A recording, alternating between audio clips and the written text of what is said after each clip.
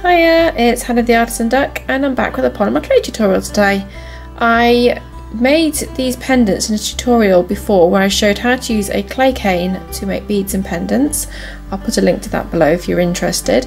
But somebody's asked if I can show how I made this rose cane, so I'm going to show that today. Right, seeing as I've already made this in quite a deep burgundy colour, and I've also made it in blue for my blog, which is absolutely lovely, I thought today we'd go with a magenta, and this looks really red on camera, but it is actually far more pink in real life. And then white, and we're going to make a skinner blend between the two colours, so we can go from the darker centre up to the white edge of the flower petals. Let me just show you the blue actually, so you can see what I mean. So the white is the outer, and the dark blue is on the inside, and somewhere in between is a mix between these two colours. That's what a skinner blend is. So I've rolled out my clay. I've conditioned it really well first, and I've rolled it out on a number 1, which is my thickest setting, on my pasta machine. Now, because I'm really sad and I wanted to make sure that I could give all the measurements exactly how I do this, because usually I just do these things by eye. So if I'm telling someone else how to do it, I need to know exactly how I've done it. So I've made myself this little skinner blend guide, if that makes any sense. So I've got 8 centimetres down there, and I work in centimetres, not inches. I don't understand inches. 10 centimetres across, and then 1 3/4 centimetres at the top. So I've already made sure this is big enough for my clay. So to start with, I'm going to put my little template on my clay like that, and I'm going to use my blade and just cut around. It means that each part of my skinner blend is going to be absolutely even. So nothing fancy, just take your blade and cut down across your lines. Of course, you don't have to do this, but I'm going to be working in measurements today and telling you exactly how much I'm cutting off each piece for each flower petal. So having a ruler with centimetres on it is going to be really helpful for this tutorial. So I'm just going to cut this one, and once I've done this one, I'll go ahead and cut my magenta and come back to you. Right, there we go. You can see I've got my 2 colours cut and they're perfectly even, and now we're just going to match them up so they form a square. And the one thing I have noticed about skinner blends is you really do need quite a steep angle here, so you get a really good depth of blending. Otherwise you just get like this tiny little section here and it doesn't look effective enough. So this is the start of the skinner blend. So they're now matched up, and I'm going to take my acrylic roller and I'm going to turn it this way, and I'm just going to start gently rolling the clay. I mean, I'm not pushing hard, but I do want to make sure that these 2 colours start to stick together as much as I can. Now, I'm not looking at this point to really flatten it down. Right, there we go. They're pretty much stuck together. And I'm going to take my blade and lift these 2 colours off my tile.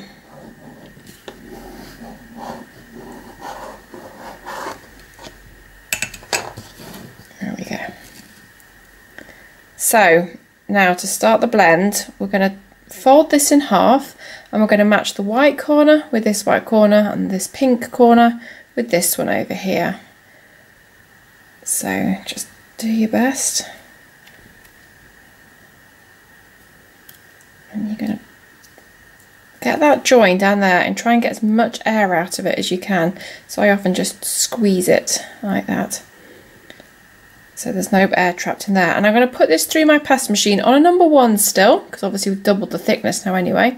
And I'm going to put it in my machine with this join straight down first. If you don't have a pasta machine, you're going to have to use a roller and just roll it and then carry on from there. But I'm going to nip off and do my pasta machine, and I'll come back and I'll show you intermittently the steps I'm doing with this blend. There we go, so there's 1 turn through my machine. You can see my machine's got a little bit of pink on it, but I'm not going to let that worry me too much. So now I'm going to fold again, and you can see it's already starting to go a little bit funny at one end. just do your best when you fold it in half. So you're going to match the white with the white and the pink with the pink again. This bit at the end eventually will just get cut off. So just fold again, squeeze as much of the air out as you can, and then pop it through your machine again on a number 1 with the fold side down. So it goes down the machine that way. There we go. And I'm going to keep folding, and I'm going to keep putting it through on the number 1. And when I'm ready to alter the thickness of my pasta machine, I will come and show you. So I'm just literally going to keep on doing this step until I start to see a little bit of the blend. Right, there we go. You can start to see now, just on a number 1 and repeatedly folding and putting it through, how we're starting to get, you can just see the different shades in the pink there and a little bit of the white at the bottom. And then there's all this white at the top and then the pink at the bottom. So now I'm going to put my pasta machine down onto a number 2 and run it through the first time without folding it, just to stretch out the length, and then I'm going to continue to fold and running it through exactly as how we have been, but on a number 2 setting on my machine. There you go. So that's been through once on a number 2, and now I'm going to fold and continue putting it through just like this.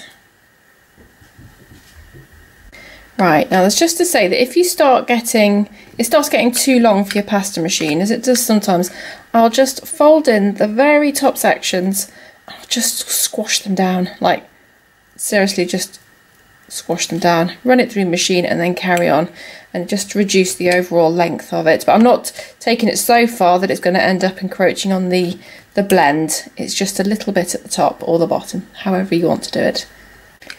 Right, I'm hoping you can see the blend starting to come in now. You can certainly see this much lighter pink area, although it really does look red on here, but it is pink.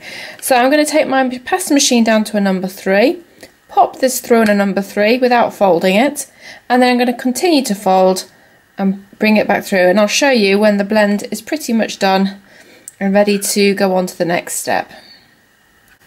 Right, the blend is pretty much there.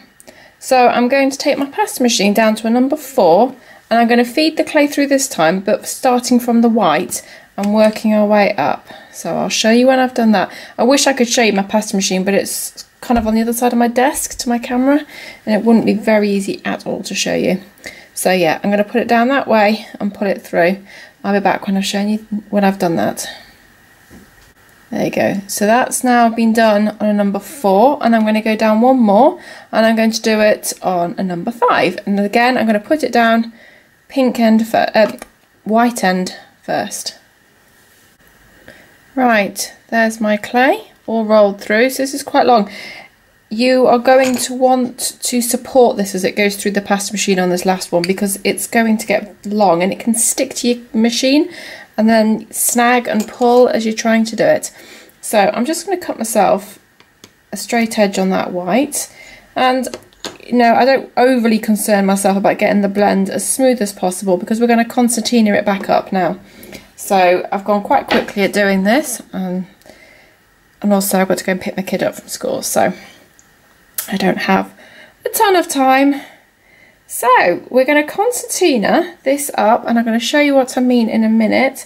So we're going to have part of it, I've stuck it now so it's sticking on my tile, and I'm going to fold it back in itself, leave some of it stuck, and then press it down, so kind of making a sandwich. And I'm going to pass it back again this way, and I will show you in a minute when I've got a bit of depth to it so you can see exactly what I mean.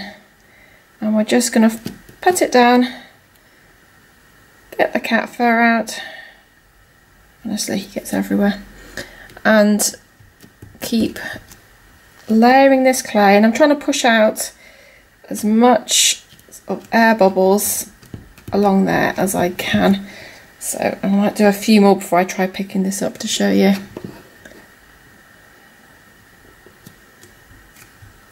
So that way, and that way. There you go. It almost looks like folding the sheets, your bed sheets. So you get that sort of pattern like that. So I'm going to keep on going until I have folded all the clay in that manner.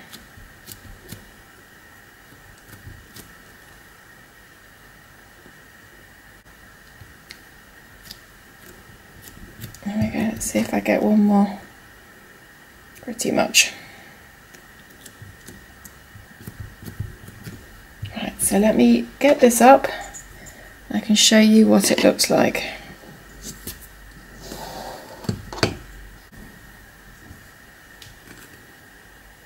There you go, so we've now stacked that all up nicely. I'm going to go ahead and trim off the excess because we want the white going all the way along, so this is all going to come off, and I'll just trim off this loose edge there as well.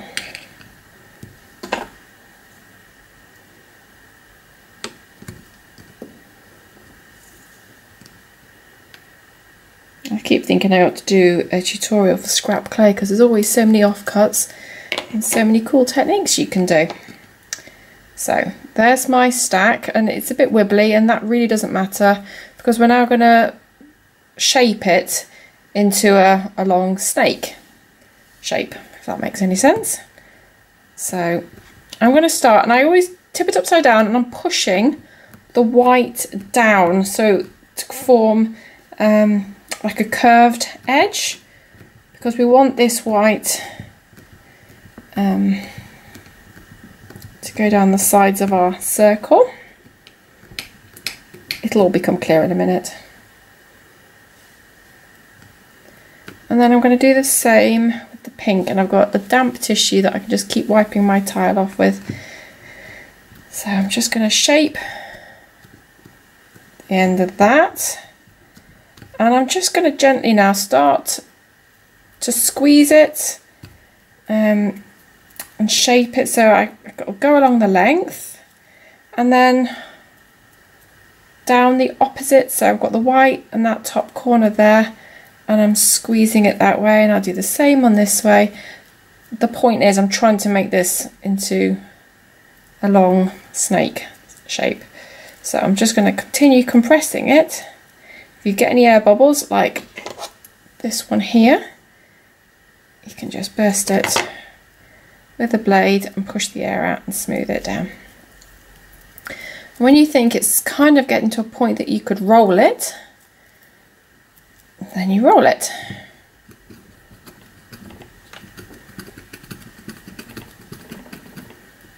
Move my blade out of the way because it's rattling. And I just like to keep going in every so often to check the shape. Now I'm starting from the middle when I roll it, and then eventually I'll work my way down one end, and then because that working that way is quite comfortable, I'll then flip it over and do the same down the other side. And I'm working really hard. I want to keep this white stripe at the top and the darkest there, because we're going to need this to all line up when we come to make our petals.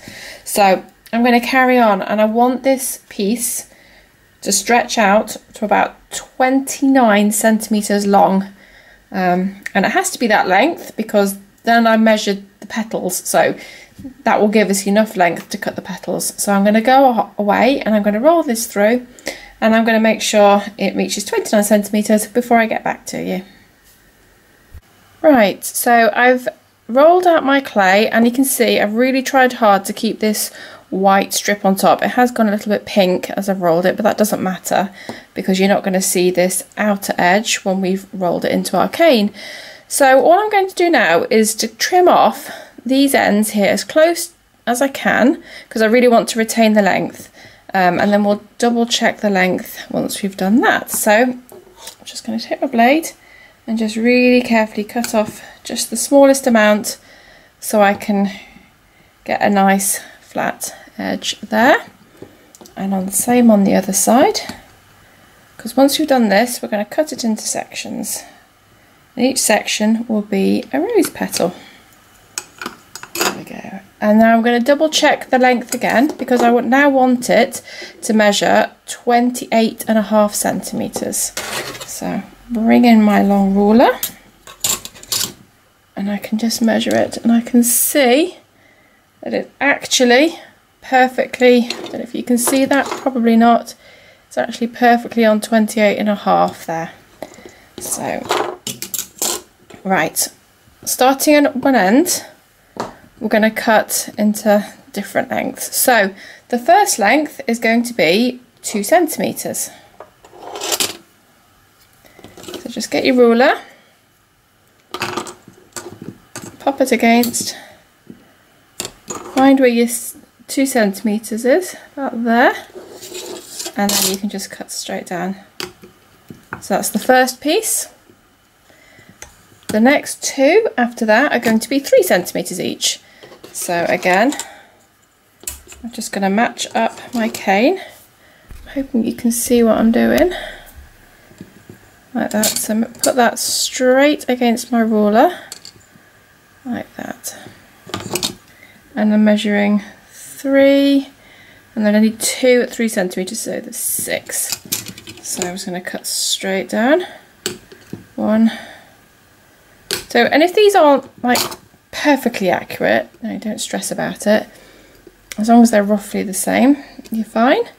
The next one is going to be 4 centimetres. Ooh, going to focus. Right, so the next one is going to be 4 centimetres. So I'm just going to take my blade at the 4. Move it out of the way because it's a plastic ruler. I don't want to cut into it. So that's 4. And then I'm going to do 5 centimetres.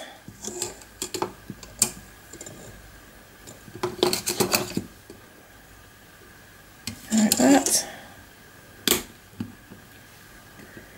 And I'm laying them out in order off to the side, so they're in size order off to the side.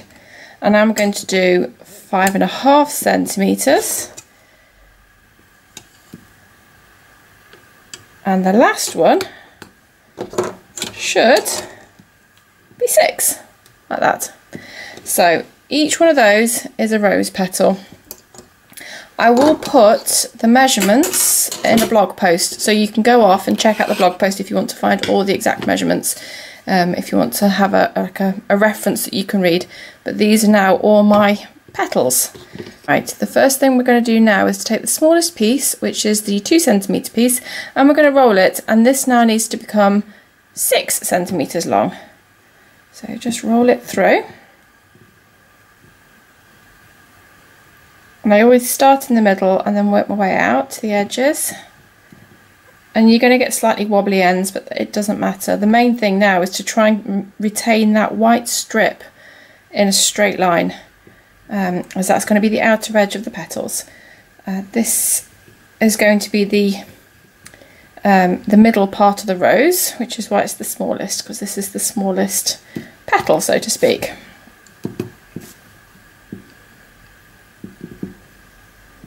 Right, and if it starts to twist, you can literally just turn it back and get that piece lining up. I'm going to bring in a smaller ruler so I don't have to keep messing with that big one. You can see that's at 5, so I'm going to keep rolling. And this seems like a lot of work to make one cane, but actually it goes so quickly and the steps are so repetitive that it goes really quickly. And just keep checking at this point. And if you go too long, not that this is about right, but if you were to go too long, you just squish it in at the ends and you'd find the length you want. You don't have to be 100% accurate with this. Each rose petal could be different and unique, and that would make each flower unique, and that's fine because nothing in nature is ever perfect. So I've lined up now on my tile with the pink side down and the white side facing up, and I'm just going to press it slightly to the tile. I want it to stick to the tile. I'm going to take my acrylic roller now and I'm going to flatten it against the tile. And you want this quite flat because we need to be able to roll it like that. Once you think it's thin enough,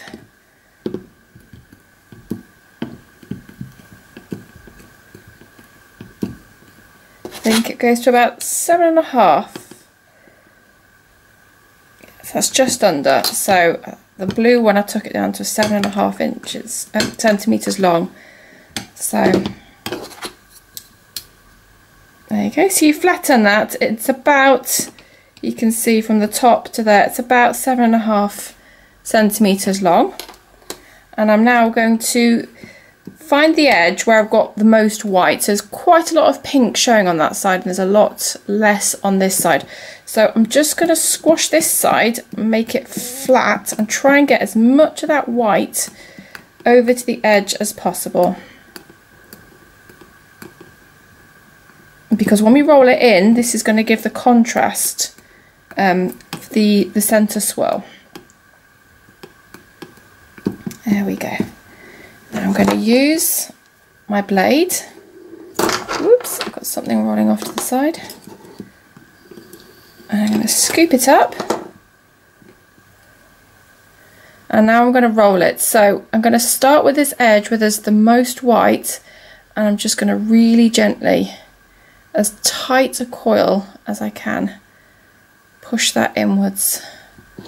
I want to do it so you can see it. So I might just go a little bit slowly because I want to make sure you see exactly what I'm doing. There you go, so I started by rolling that in and then we're just going to keep rolling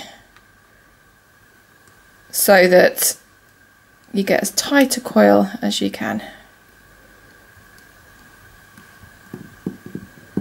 There you go, once you've got it started you can just finish it off.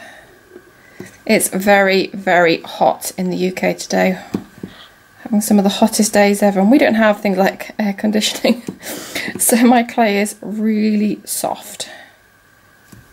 But I wanted to get this finished. So we're just going to roll it in like that. And then if you're worried about these, you can just go over and smooth it over and patch in those cracks as best you can. But there you go, that is our first swirl. Right, we're going to move on to the next size up, and what I'll do is I'll show you a few of them. I'll talk you through like the first one and show you what I'm doing, and maybe the next one after that, but then I'll fast forward through and you can just watch me make them, because from here on now the steps are pretty much the same. So I'm just going to roll this one again. This is the next size up, until it's about 6 centimeters long again. But because it was a longer piece to start with, it'll be a bigger petal to finish with, if that makes sense. It's not going to go quite as thin as the other one that we've done. So just keep rolling and making sure that white stays as a line.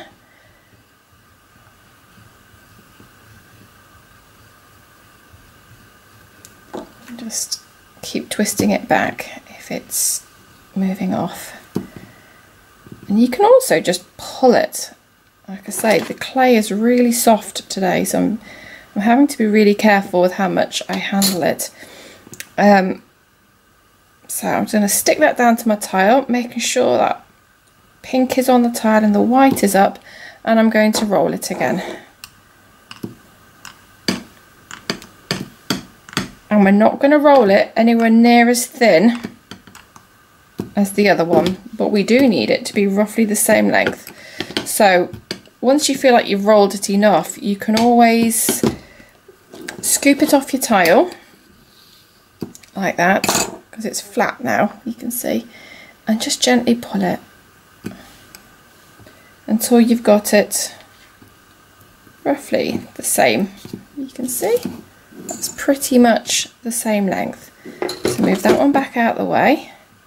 And you can see predominantly you've got the white stripe there and there's a little bit of the pink there. I'm just going to take my fingers and I'm just going to flatten it against the tile, and I'm going to do that on both sides. So you get like a slight domed effect. Like that. And then carefully scoop it off your tile. And I have got a dotting tool here. You could use a pencil, anything, you just need this shape. So I'm just going to wipe it down. This is like a baby wipe. Zoom you out a bit so you can see exactly what I'm up to. So I just want this to be a little bit damp because I don't want this to stick too badly. It will stick, but it won't be too bad. So I've put that on, and to get the like a dome shape, I'm just going to push it down and use this dotting tool handle just to help give it a curve and form a bit of a shape like that.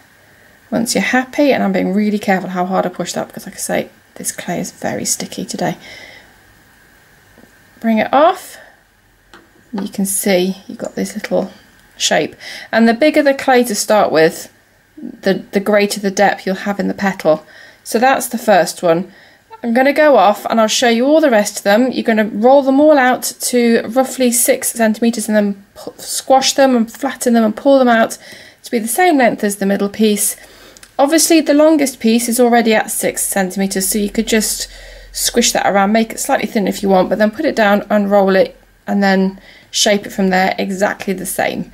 Because obviously there's a big difference between this little piece and this long piece here. So I shall put some music in and fast forward and show you all the shaping, and then I'll come back and show you how I piece it all together.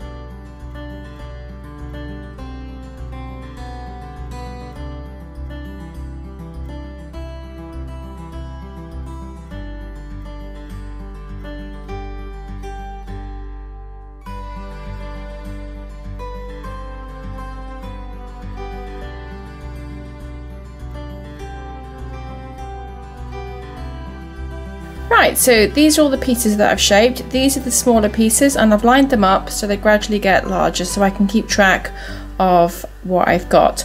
So we're going to take the centerpiece and we're going to start wrapping these pieces around to form the flower shape. So we're going to pick up one of the smaller pieces and we're going to take it and we're going to find that join and we're going to overlap. Can you see that? Just take that little bit. Where's that bit come from? So it's going to make sure, say my clay is super hot, so I'm really struggling with it today, but I'm going to wrap it around so that join here is going to be sort of slightly to the edge of that flower petal there, and then we're going to wrap it round. So I'm going to make sure both sides are lined up nicely, and when I'm happy, just push it round. This will get easier to handle the bigger the cane gets. There we go, there's the first one. So now we're going to pick up the next one, which is the next smallest, and we're just, can you see, we're going to put that just there so it's overlapping the edge, and I'm going in the direction of the swirl, so it's swirling around this way, so I'm going to continue going around this way. So pop it there, I'm going to go up and make sure that it's overlapping up here as well, like that, and you just want to make sure it's all the way along, it's overlapped, and we're going to flatten it down and around like that. I don't know where that bit of pink clay has come from, it doesn't really matter. Alright, now to continue going in the direction of the clay, you can see it better on this side, we're going to pick up the next piece and we're going to continue, and these two are very close together, so we're just going to put this one on to bridge the gap between those two pieces. And you can start to see it forming already, and I'm just making sure that they're all stuck down all the way along. There you go, you can start to see that rose shape starting to form. So we're going to pick up the next one, and to continue going in the direction of the centre swirl, we're going to put this one on around there, and we're just going to make sure that the other side is overlapping in the same way. There we go, and we're going to put that on like that, and then we're going to take the next size up and overlap this one here again,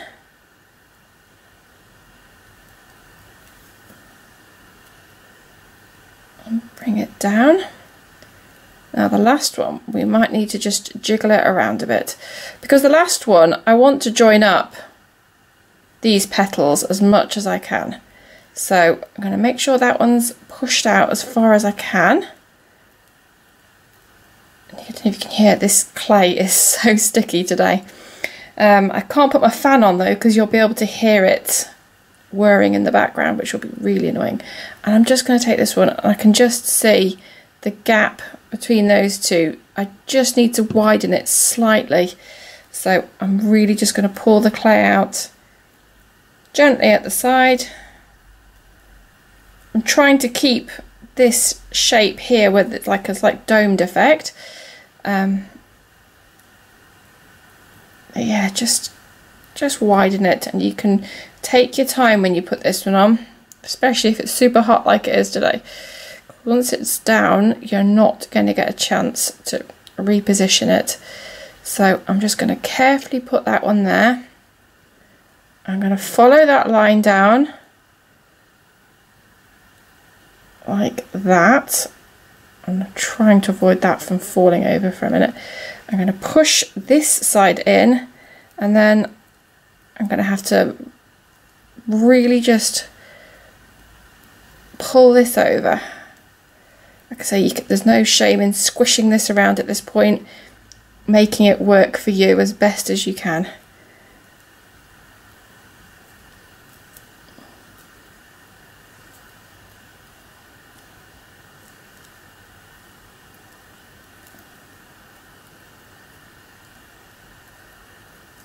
There we go, and there is your basic rose shape. Now obviously we're going to want to reduce this down. I want to try and keep some of this shape in the petals. This section here is mostly sort of rounded, but there's a small section here which sort of breaks that circle up a little bit. So what I'm going to do is condition more clay in this pink and roll it through my machine so it's on about a number 3, so reasonably thin, and I'll come back then and show you what I do with that. Right, so I've rolled out some of this pink clay, and this is just the clay colour that's right on the inside of the flower, and this is on about a number 3. You could go a little bit thinner if you wanted to, but I'm just going to use it now to patch up this gap here, because like I say, it needs to form much more of a circle shape for when I roll it down. So I'm just going to check. I don't want it to overlap too much though, so that looks reasonably okay there. There's a gap there, so I can just squish that round. I'm being really careful not to press it down too hard for a second. There we go. So I'm just going to push that around and get that covered. Right, so now you can see we've got much more of a round shape. Now I like to cover this again in pink, because when I put it on my base beads, I want to make sure I've got the same colour wrapped around my clay that I'm using for the base. So when I put the slices down, the base sheet disappears, if that makes any sense. I will I will link a video down in the description somewhere where I show exactly how I use a cane, and it is a different rose cane, same cane as this but in a burgundy colour, I'll link that below so you can see it, but yeah, so that's roughly right now. So I have got over here a sheet that I've rolled. I'm just going to slide that tile out of the way, and this is just on a number 3 again, and I'm going to line up my clay on here, gently just stick that down to there, and then we're going to roll our cane and cut off any excess like that. So when you push it round, you'll get an indent of where this clay is, and then you can know where to cut. Pick it up and then just piece it together like that. And now all you need to do is reduce your cane down and reveal what's inside. So I'm going to start reducing it, and I'm going to come back and show you when it's done. So I'll just very quickly show you how I start. I'm sure if you've done cane work before, you'll have seen this, but I tend to squeeze in the middle. Like I said, I'm really having to be so careful today. This is so warm and soft, and this is Polymer, which tends to be a less soft sticky clay anyway, so if you were using a different clay brand, you might need to, in this heat, be a little bit extra careful. You can see there's an air bubble there, so just pop it with your blade, squeeze it out, and then when you're happy that you've sort of squeezed it a little bit and whatnot, you can start to roll your clay. And I do exactly the same, or I just sort of squeeze it and roll it and keep going until it's thin enough for me to use on a cane, on a bead or a pendant or whatever. So I'm going to go off and do this and come back and show you when I'm done. Right, so I've let this rest a bit and then I've reduced it. So now is the moment of truth where we get to see exactly what our rose looks like. So I've got my blade, I'm just going to cut there. And there is our rose cane. And there we go, you can see that central swirl there, and then the overlapping petals. And because the pieces went exactly straight, as you go through, the petal shapes will change slightly and alternate round, but basically there's your basic rose. And as you apply it onto your beads and roll it around and whatnot, the petals will change and spread out a little bit, so each one will look like its own unique flower by the time you've finished. But yeah, there we go. I'm going to go off, I'm going to leave this rest a little bit more, and then I will make some jewellery with it, and I shall pop back and show you some of the pieces I've made. So I shall see you soon. Right, here's just some finished jewellery. I've got a really chunky statement necklace here. I've made lots of beads and strung them together into a long necklace, and then made some really simple earrings, and I've just popped these with a size 6 seed bead just to accent it and finish it off. In between the chunky pendants and the beads on this long necklace here, I have handmade my own beads to sit between the floral elements, and I've handmade my own because this clay has like a pinky tinge to it, and I bought some red beads to which I thought were a colour match, but actually they were completely wrong and they looked awful. So I took all the offcuts from the clay, so any slices that didn't work out or anything that I had from this cane, and I just made my own little swirly beads like that to go in between, so the colour match is perfect. I shall just show you the blue version as well. So here's the blue necklace that I've made. I've made the same statement necklace as the red, but you can see that the flower cane really stands out on this blue because the dark blue is so dark the flower pops out more than it does on the red. But I think it's fun to see the differences between the two different colours. And I've made my own little beads to go in between there as well. So I'm going to pop below the blog post where I detail how to make this rose cane if you want to have like a visual step-by-step photo guide to go back to and have a look at. I have a tutorial on how to use your cane to make beads and pendants. So if you want to make the cane and go ahead and make little elements like this, you can see that tutorial on how to do it. And then please, before you go, if you could give this a thumbs up if you've enjoyed it. Let me know what you think in the comments below. Be really appreciated. And until next time, bye.